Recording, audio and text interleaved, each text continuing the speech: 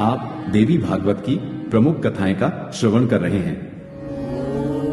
कथा का नाम है भगवती शताक्षी शाकंभरी। प्राचीन समय की बात है। दुर्गम नाम का एक महान दैत्य था।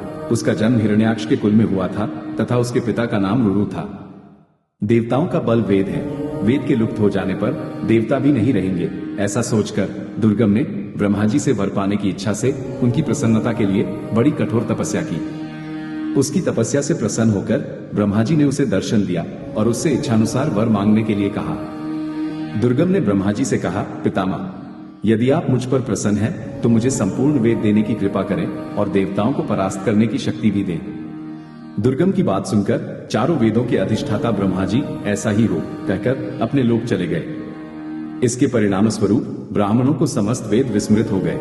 स्नान, श्रद्धा, होम, श्राद्ध, यज्ञ और जप आदि वैदिक क्रियाएं नष्ट हो गईं। सारे संसार में घोर अनर्थ उत्पन्न करने वाली अत्यंत भयंकर स्थिति हो गई। देवताओं को हवि का भाग मिलना बंद हो गया, जिससे वे निर्बल हो गए। उसी समय उस भयंकर दैत्य ने अपनी सेना के साथ देवताओं की पूरी अमरावती को घेर लिया। दुर्गम का शरीर वज्र के समान कठोर था। देवता उसके साथ युद्ध करने में असमर्थ होने के कारण भागकर गुफाओं में छिप गए और भगवती की आराधना में समय बिताने लगे। अग्नि में हवन न होने के कारण वर्षा भी बंद हो गई। पृथ्वी पर लोग एक एक बूंद जल के लिए तरसने लगे।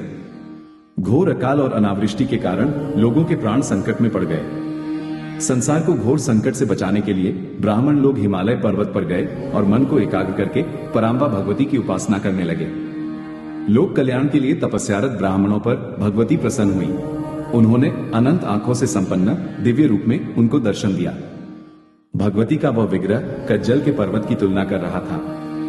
आंखें ऐसी थी मानो नीलकमल हों। कंधे ऊपर उठे हुए थे। विशाल वक्ष स्थल था। हाथों में बाण, कमल के पुष्प, पल्लव और मूल सुशोभित थे। भगवती ने शाक आदि खाद्य पदार्थ तथा अनंत रस वाले फल ले रखा था। विशाल धनुष देवी की शोभा में वृद्धि कर रहा था। संपूर्ण सुंदरता का सारभूत देवी का वह रूप बड़ा कमनीय था। करोड़ों सूर्यों के समान चमकने वाला वह विग्रह करुणा का अथाह समुद्र था। करुणार्द्र हृदय भगवती अपनी अनंत आंखों से सहस्त्रों जलधाराओं की वृष्टि करने लगी। उनके नेत्रों से निकले हुए जल से 9 रात तक घनघोर वृष्टि हुई। उस पवित्र जल से संपूर्ण संसार तृप्त हो गया।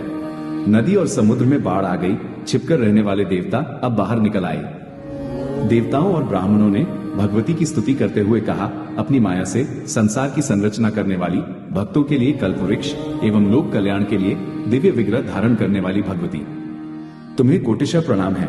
तुमने सहस्त्रों नेत्रों से जलवृष्टि करके इस संसार का महान कल्याण किया है। अतः तुम्हारा यह स्वरूप शताक्षी नाम से विख्यात होगा। अंबिके, हम सब भूख से अत्यंत पीड़ित हैं, अतः तुम्हारी विशेष स्तुति करने में असमर्थ हैं। भगवती शताक्षी ने प्रसन्न होकर ब्राह्मणों एवं देवताओं को अपने हाथों से दिव्य फल एवं शाक खाने के लिए दिए तथा भांति भांति के अन्न भी उपस्थित कर दिए। पशुओं के खाने योग्य कोमल एवं अनेक रसों से संपन्न नवीन तृण भी उन्हें देने की कृपा की। उसी दिन से भगवती का एक नाम शाकंभरी भी प्रसिद्ध हुआ। दुर्गा के स्वरूप में भगवती ने वेदों को दुर्गम नामक दैत्य से छीनकर ब्राह्मणों को देने का आश्वासन भी दिया।